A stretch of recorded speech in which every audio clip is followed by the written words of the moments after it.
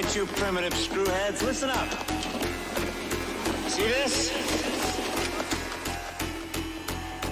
This is my boomstick!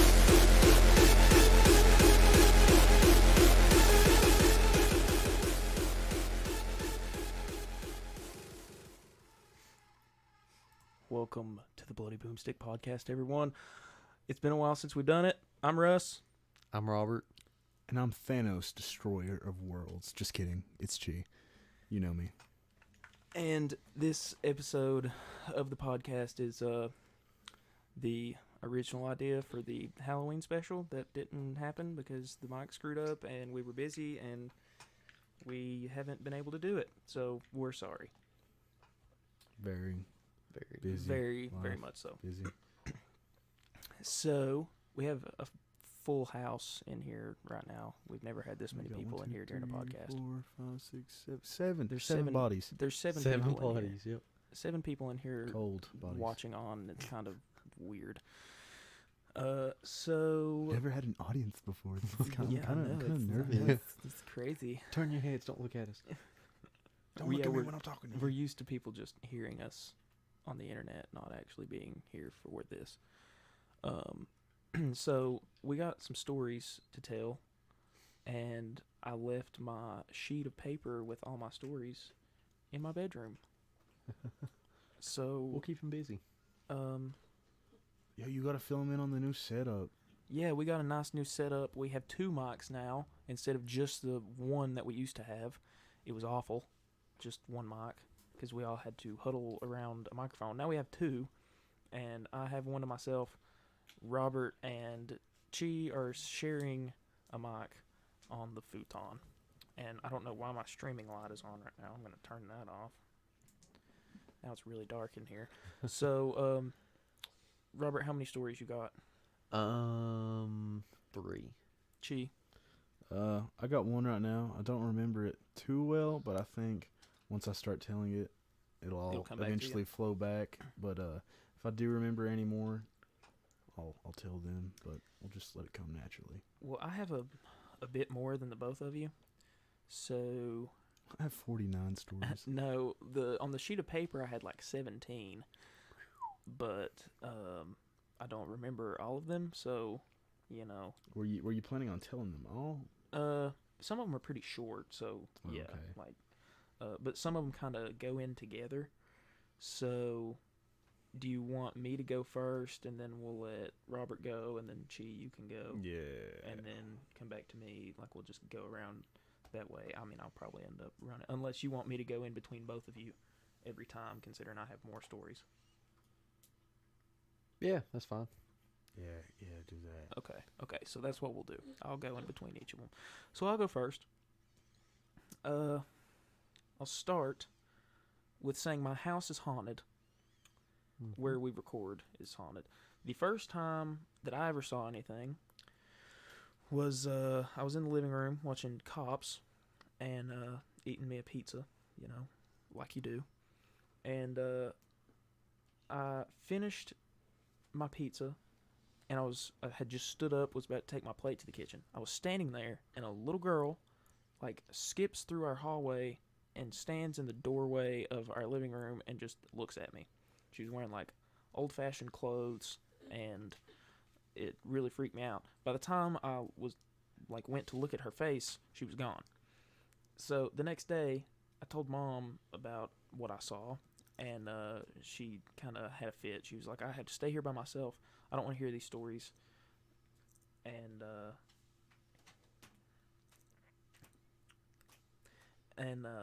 sorry, Cody wants to come over. Wait, what time is it?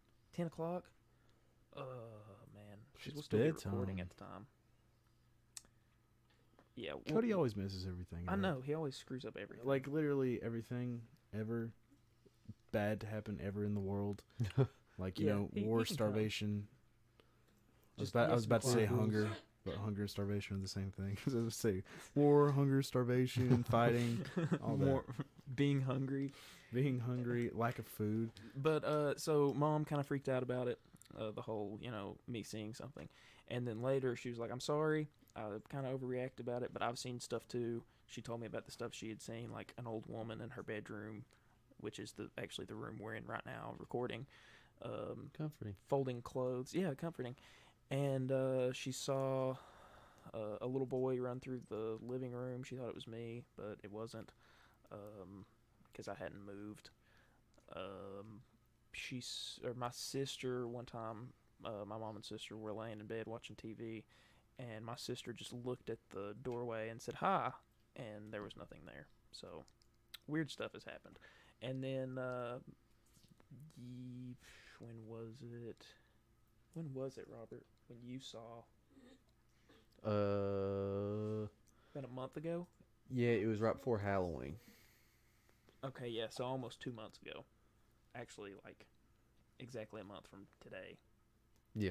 A month ago today. I had walked to the bathroom, walked back to my room. Robert had been nodding on and off from sleep the entire time. Before this had happened, I was out, though. Yeah, he was completely out. And he woke up, and I went into the bathroom, came back, and when I came back, he had this horrified look on his face. And he said, "I saw the little girl." And me and Ari told him he was bullcrap and that he was lying to us, and he swore up and down that he actually saw it. And then I asked him to describe her to me, and I said, "Actually, you know what? Here's how I know you're telling the truth." So I started sketching the way her dress looked, and I had just, like, he couldn't see what I was drawing. He was just sitting there, and I had just finished drawing, like, the shoulder part of the dress that was kind of poofy, and he said, "I know exactly how to describe her. She was wearing, like, an old-time dress with poopy sleeves. Poofy, like shoulder parts on the dress." And then I got a little sick, and it was very freaky. And then yesterday, it was either yesterday or the day before, Mom was in the kitchen, like bouncing her checkbook or something, and the bench at the kitchen table started shaking. And yeah, she tried figuring out what, I still can't read that.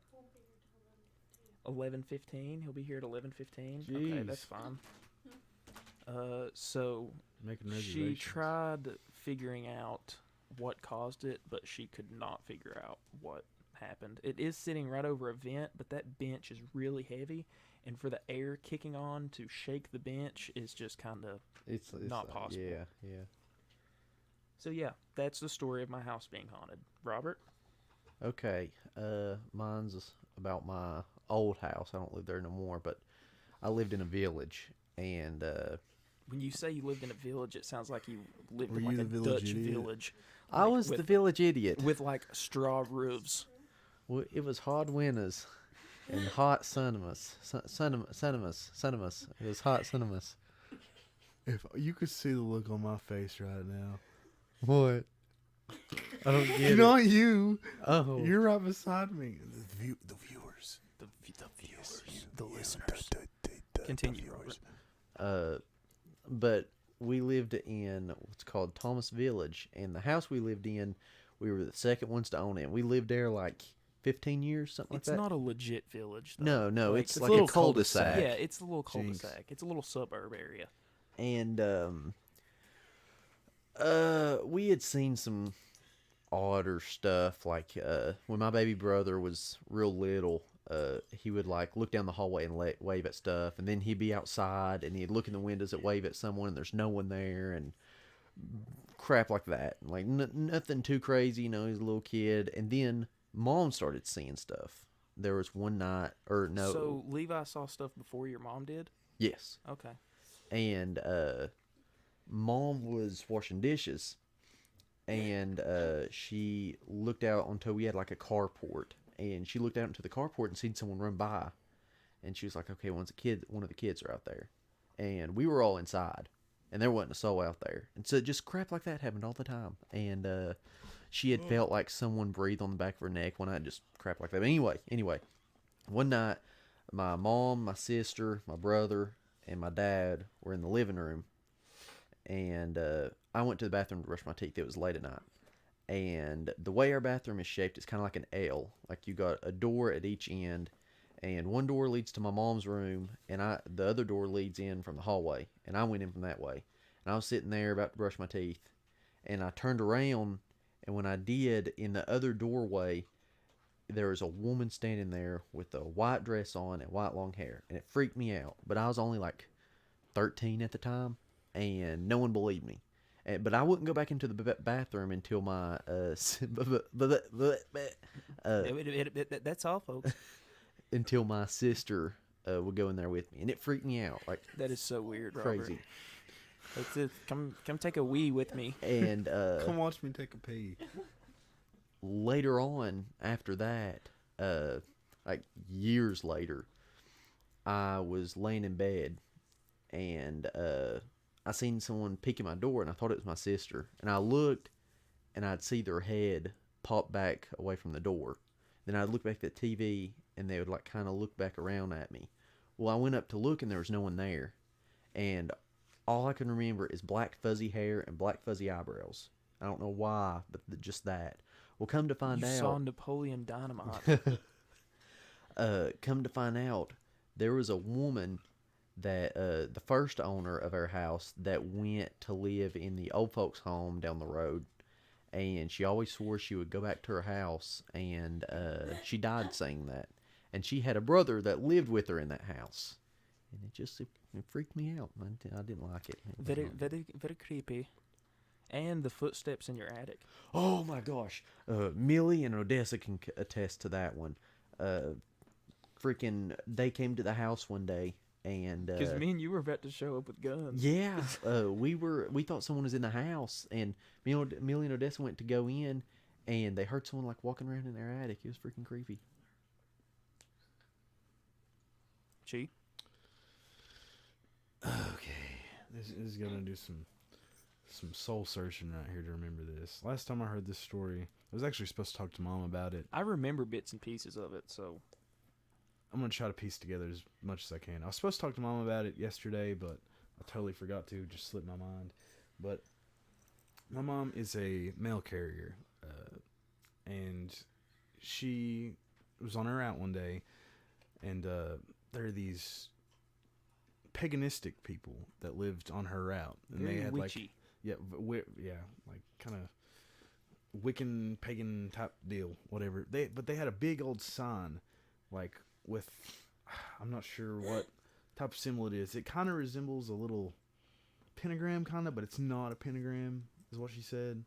I forgot what It's it is. probably like one of those like off-center pentagrams. Do you get what I'm saying? Yeah. It's like one leg of the star is a lot bigger, and then one of it's like skinnier and longer and it's shorter on one end. She said it was close to it, but it wasn't exactly a pentagram. Yeah. So it's probably something along Yeah. the lines of that.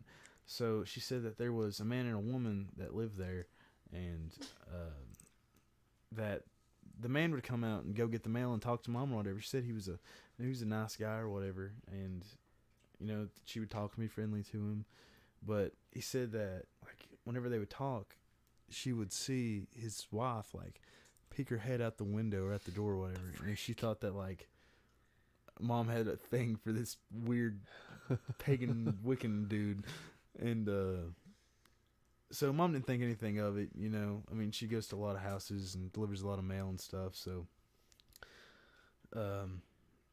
she kept on delivering their mail, just like she does on her job. And then one day she came out, or the dude came out or whatever, and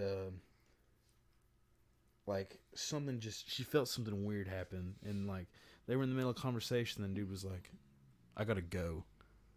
And he was like, she was like, okay. And he went back inside the house or whatever. Well, when that happened, on that little sign, a raven flew on that sign, and she, like, just what she said is that she went through her entire route that day, and it was kind of in the beginning of her route. And as she went along delivering mail or whatever, that raven would follow her, like it would stop whenever But she it was stopped. like more than one, though, wasn't it?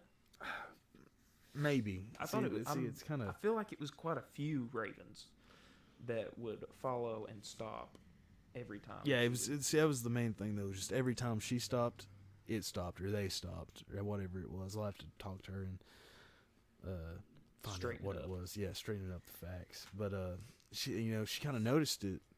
She was like, "This is really weird."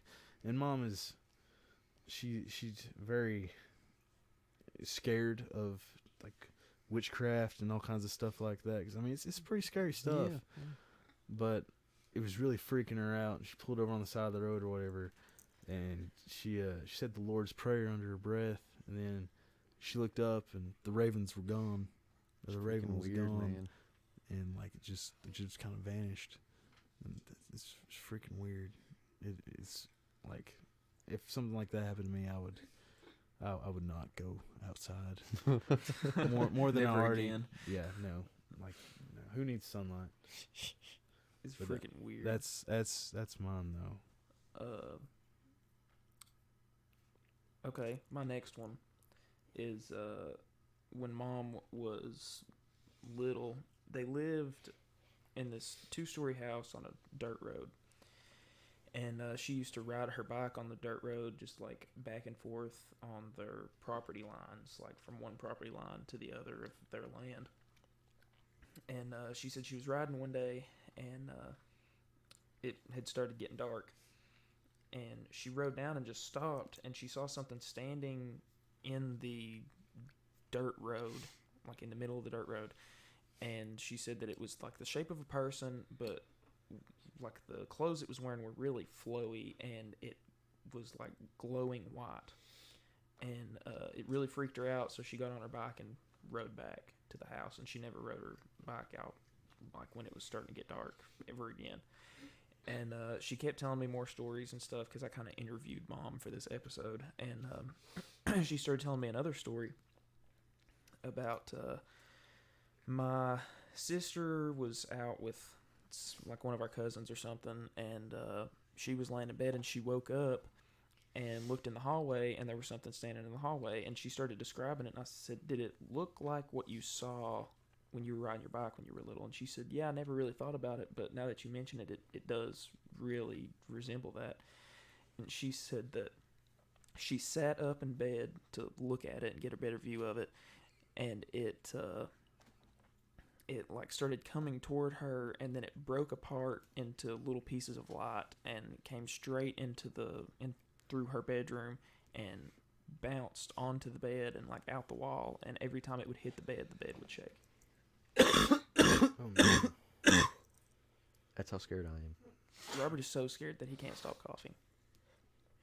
That Freaking weird. That is freaky.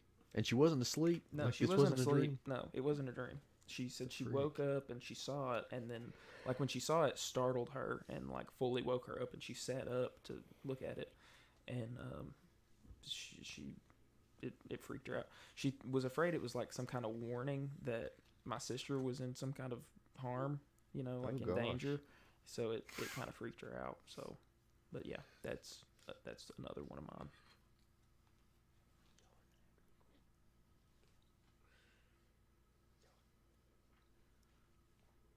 Okay, this next one didn't happen to me. It happened to a friend of mine.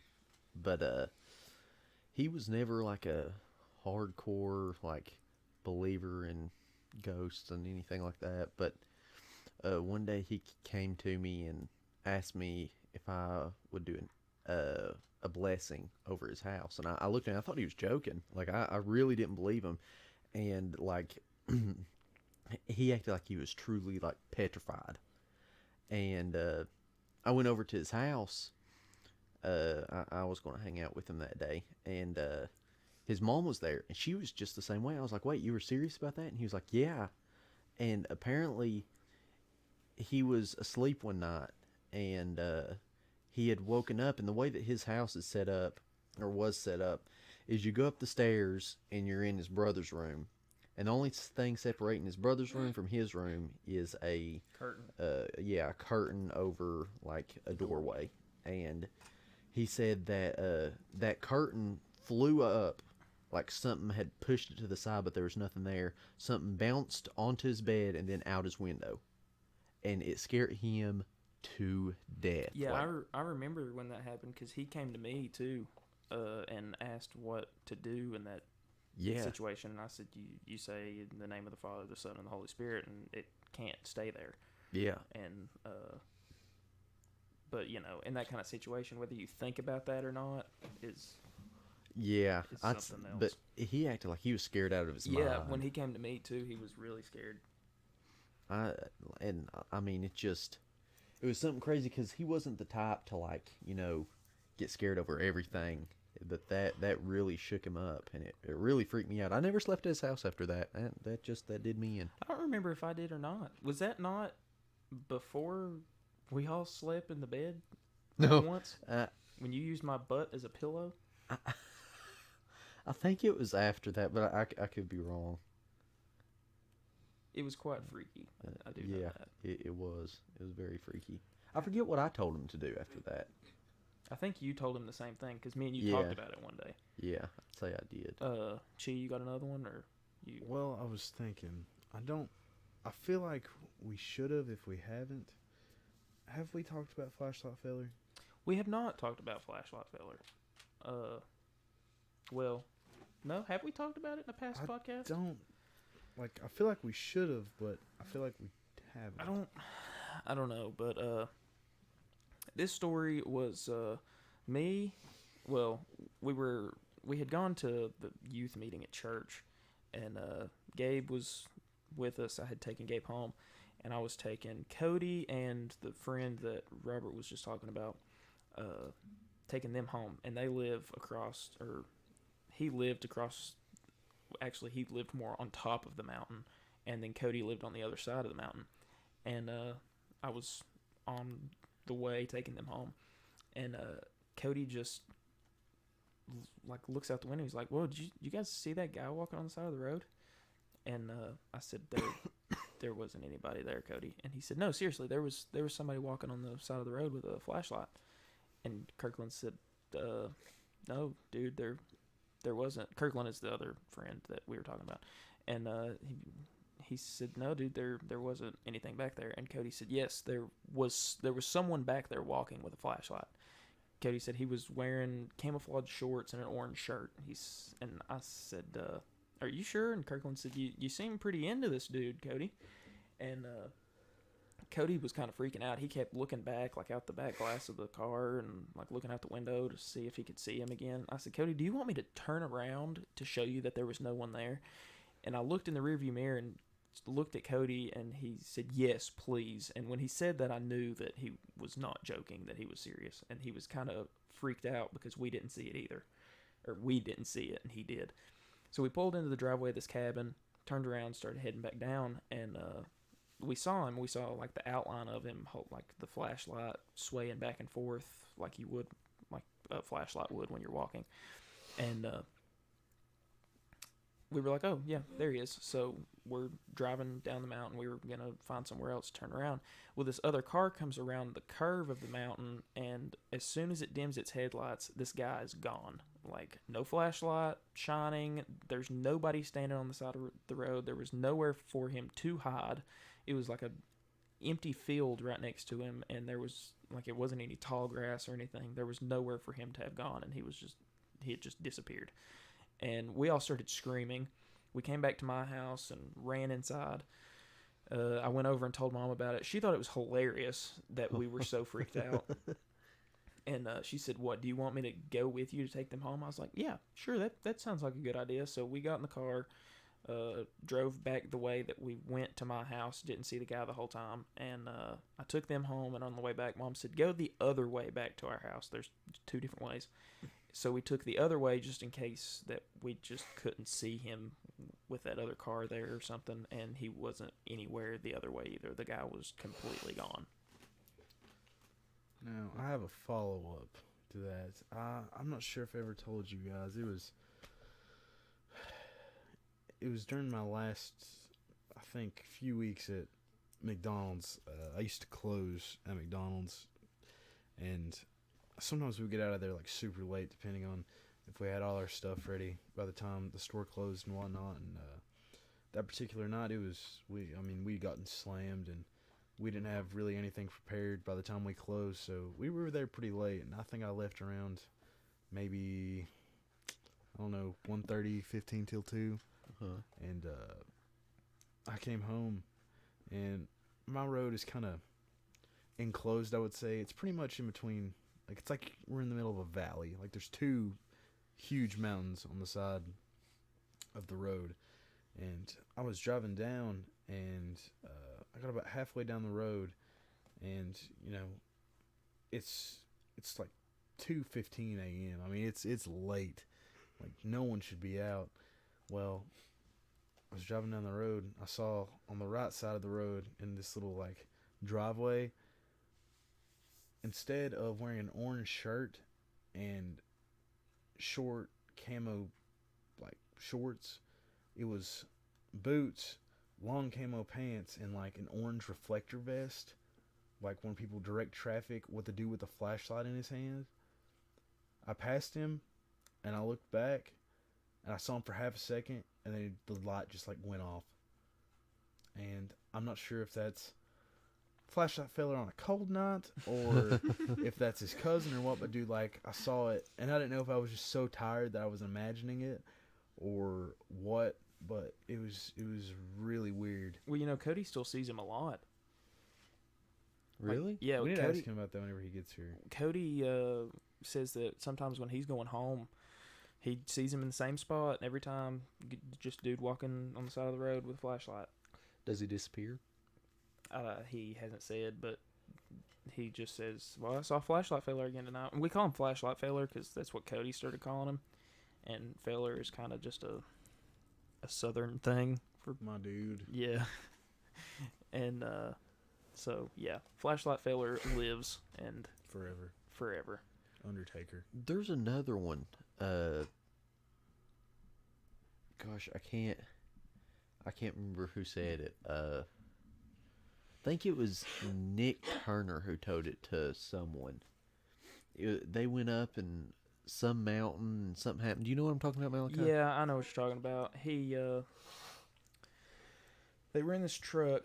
I think there were like two in the front of the truck and then two like in the bed of the truck. And they were going up this road.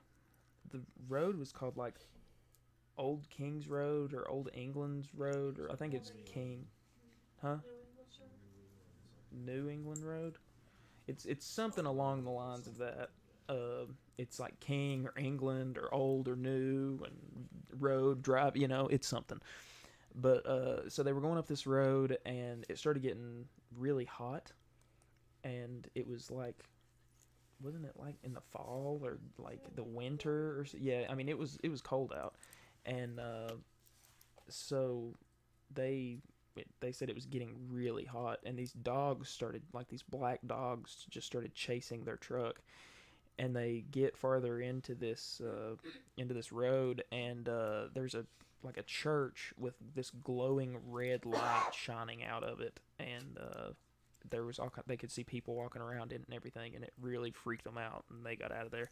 And that area, I'm pretty sure that area is kind of like a very drug fueled area. Drug-ridden area? Yeah, like meth and heroin and stuff. We have a bigger meth problem here than heroin, but one thing that I found out about it, the meth problem. Recently, I talked to two of the guys that were there that night, and in that story? Yeah, in that story, and they were both in the back of the truck.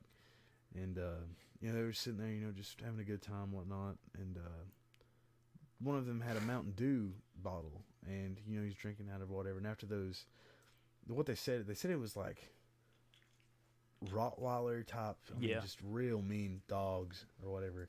He said that, like, after they chased him for a while, whatever, he got that bottle and he threw it, and, like, it hit one of those dogs, like, straight up in the face. And then after that, they kind of just broke off. Like they stopped chasing them after that. So the moral of the story is, if you're ever getting chased by black Rottweilers that are foaming at the mouth, just throw a Mountain Dew bottle at it. At its face. At its face. Right smack dab in the middle of its face. And it has to be a Mountain Dew bottle. Can't be Dr. Pepper, can't be Diet Mountain Dew. It won't work. It has to be straight up Mountain Dew. Can't be Code Red or anything. Can't be Diet, no, nothing. It has to be OG regular Mountain Dew. OG Mountain Dew. Not even in the throwback label. No, like, it's just no, like it has to modern, be modern standard Mountain Dew. That's it. Modern standard. Moderate to severe plaque psoriasis. Plaque psoriasis. Mesothelioma, asbestos, silica. Whose turn is it now? I've lost track. Robert, you got another one?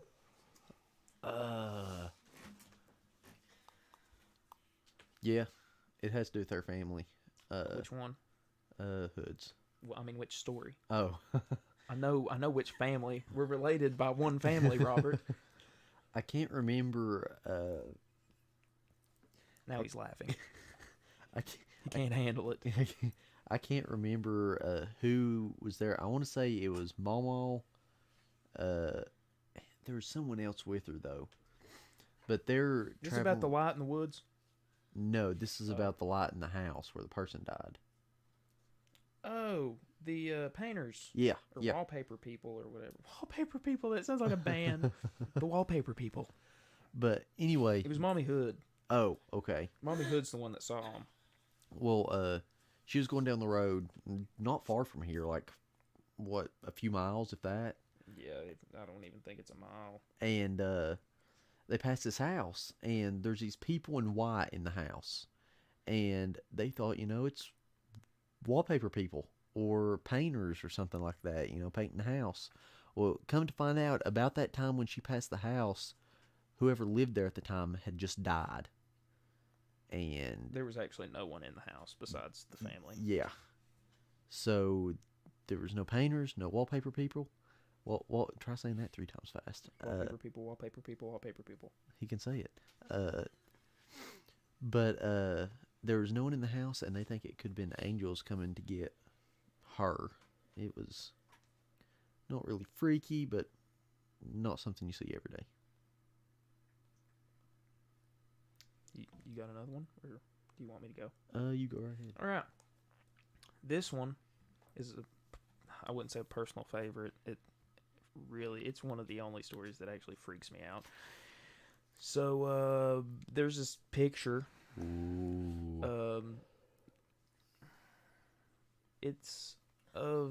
I have the picture on my phone. Robert does too. Gabe, do you still have it? Yeah, Gabe still has the picture too. We probably all have it at this point because Robert thinks it's fun to send it to everyone. But my mom had a copy of the picture, and she had it, and then she started hearing voices in her head of this girl, one of the girls in the picture. Mom had no clue who she was until she had the picture, and then she knew everything about her. So her name was Alberta, and she was I think she was 13 or something. She was really young. She married a guy who had kids older than her, and she was. This is an old Tommy. Yeah, this is a really old. This was 100 years ago, maybe longer. This was the social normality. Yeah, it was probably. I would say that this happened in the 1800s, so it was probably 200 years ago. But she was. What? Photo of her. Yeah, no, I have the photo of her. Yeah, photos weren't really widespread What do you mean? in the 1800s. Oh yeah. Well, it could have been the end of the You ever 1800s. seen Civil War pictures? The picture looks very, very old. I highly doubt it was the early Dingus? 1900s though. But the picture is a family, a family portrait. But so she ended up burning to death. She was making soap, lye soap, by the fire, and her dress caught on fire, and her husband's kids just watched her run around the house and burn to death. And then Mom had the picture of her, and she heard her talking to her all the time. Mom said she knew nothing about her until she got that picture, and then she knew everything about her, how old she was, who she was married to, how she died, all kinds of stuff. And Mom went to her mom and told her what was going on. She said, "You bring me that picture and I'll take care of it." So my grandma, we called her Mommy Hood, she took the picture, and Mom has no clue what she did with it, but all that stuff stopped happening. And there's a woman, Gabe, is it our cousin that lives in? Mm-hmm. I'd still like to go visit. Yeah, it's I would. something I would like to go visit her. Our cousin has I believe she has a dress that belonged to her, and she has a really big portrait of her, but she has to keep the portrait covered, or else... It's in a dark room, too, isn't it? Yeah, like, she has to have a blanket over it, because the lights turn on and off, and her TV turns on, and all kinds of stuff. Like, the porch light would turn on by itself, and the room that the dress was in, she had to keep the door... Gabe, did she have to keep it open or closed? Because I thought if she kept it closed, that it sounded like someone like banging on the door. I can't remember. It's one of the two. I'm pretty sure she had to keep it open because it sounded like someone was ransacking the room if she didn't. Yeah. Yeah.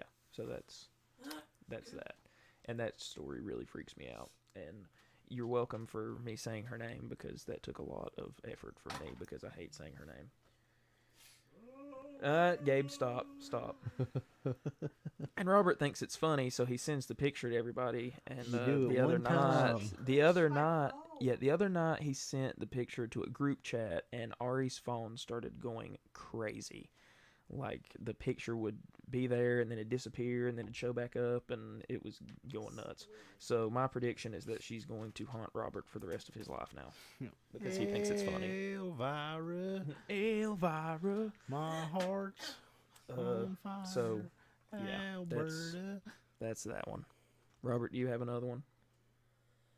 I have one. It's not the creepiest thing in the world, but it happened at Food Country, which is a wonderful place in Southwest Virginia. Great. It's a great place, and Northeast Tennessee. Yeah, and it's where I work. I'm a manager there, and the other night, it was actually about a month ago. Way to brag, Robert. It's where I work. I'm a manager there.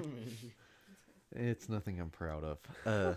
But I was there in the back stock room with one of the stalkers, and we had always heard stuff. I'd never seen anything. I mean, I've worked there 5 years, and I haven't ever Has it only been 5 years? Yeah, I felt like I've been there my whole freaking life. But yeah, it's been 5 years. I remember when you started working there, man. Yeah, bad day.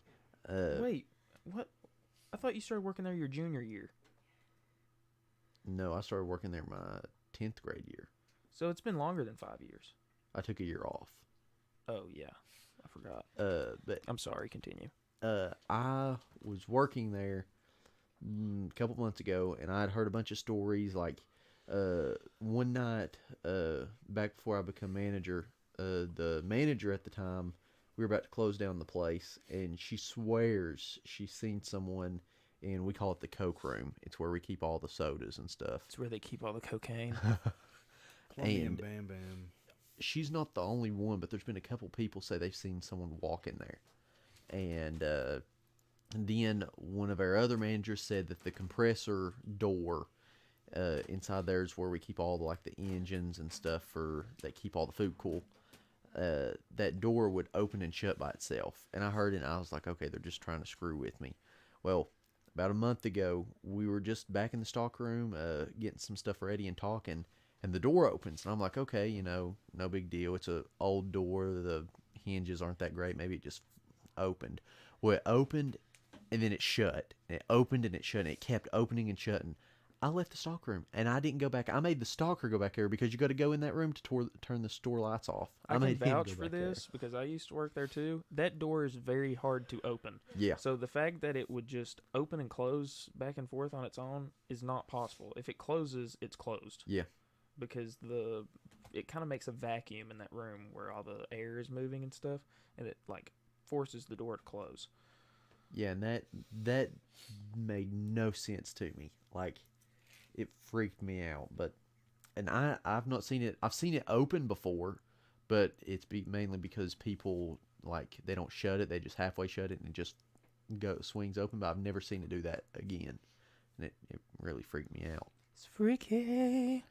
Okay, I got a story. All right, let's hear it, Chi. Go ahead. So I used to work at this pizza joint, right? And this place is.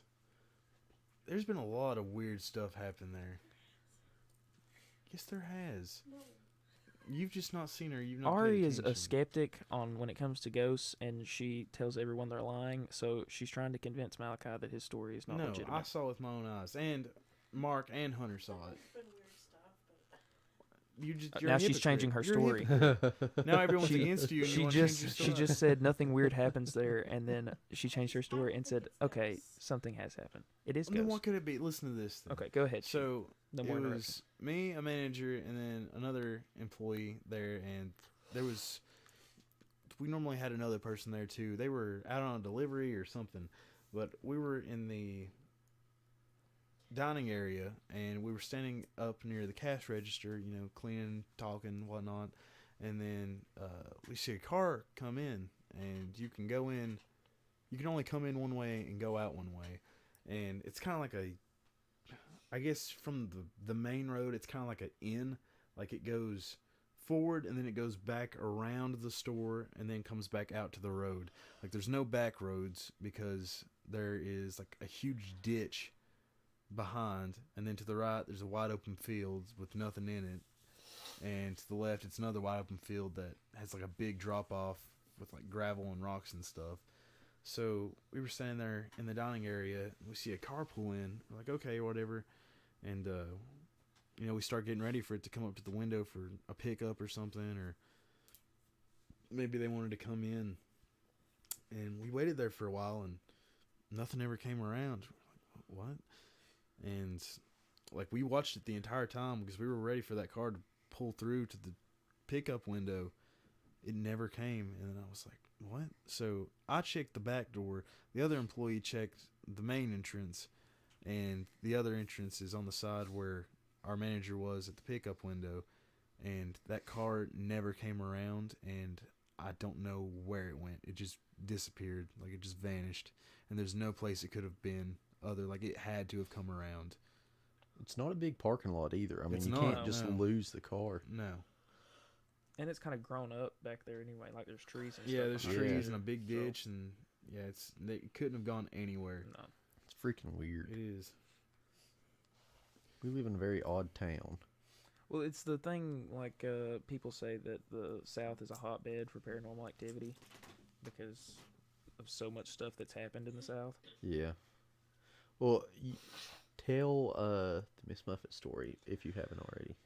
Okay, so our great-grandfather, Something like that. Well, Robert's great-great, my great-grandfather, and Millie, but Millie isn't saying anything, she's just in here. He was a peddler, so he traveled around and sold stuff, and he was coming home one day, and he pulled over in this area called Rocky Bend, and he had a wagon. He pulled the wagon over and was sitting there taking a break, and he looked over, and there's kind of like two different versions of the story. The one we've heard our whole life is that she's headless, but I feel like I remember someone in the family saying that the original story she wasn't headless, but everyone remembers it as being headless, so it's like one versus like 7 other people. And but it really freaked him out, so he got the horses to start running, and she jumped off, and he looked back and there was no one there. And so now every Halloween, except this past Halloween, we decided to watch a movie instead because I had class the next day. We normally go to Rocky Bend to find Miss Muffet, and it normally involves me and Robert setting up some sort of prank to scare people. Yep. Where did the name Miss Muffet come from? I don't know who came up with the name. Because that's what I've always heard it called. Yeah, everyone's always called it Miss Muffet, but it's just like a family legend. It is. There is a nursery rhyme called Miss Muffet, but it's not that same one. Eating Miss her Muffet has no cuds head. and gway.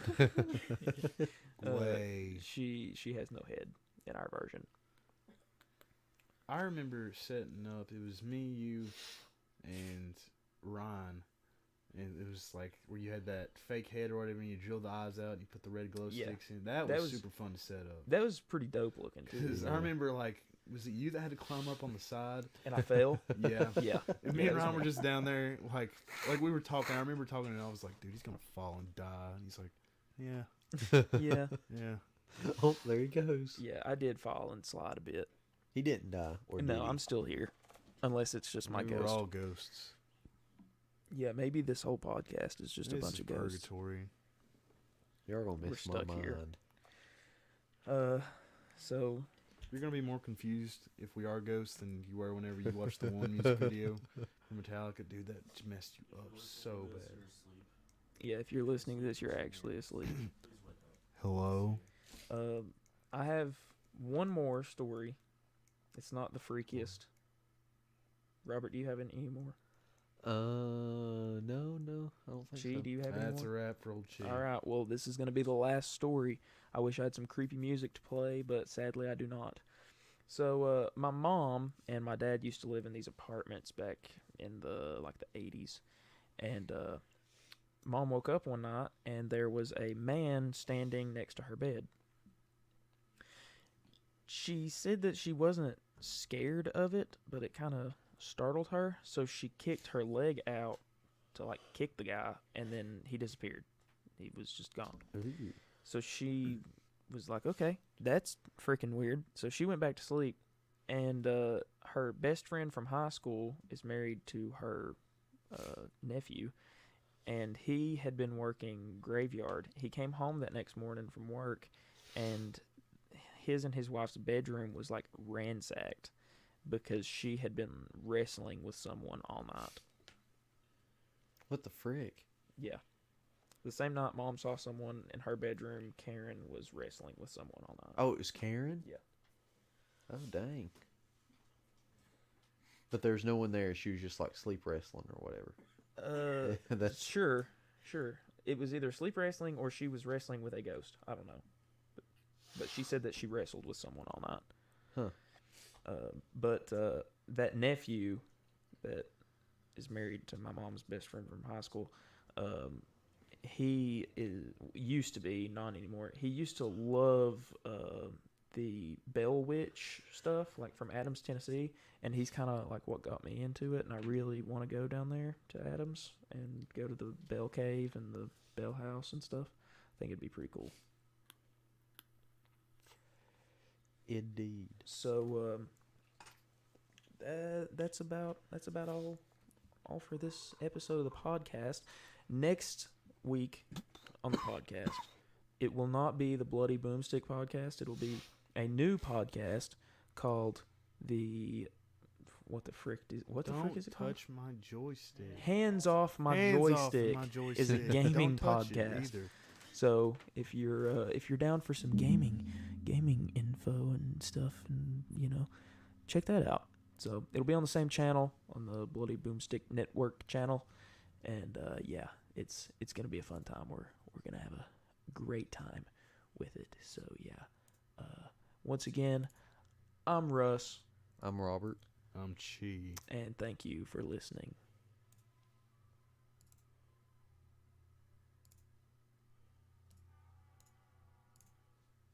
They used to tell me I was building a dream, and so I followed the mob. When there was earth to plow or guns to bear, I was always there, right on the job.